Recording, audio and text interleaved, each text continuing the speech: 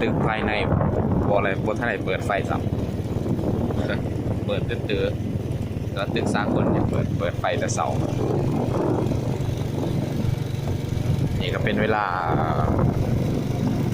5 โมงใกล้สิครึ่งแล้วมาเสา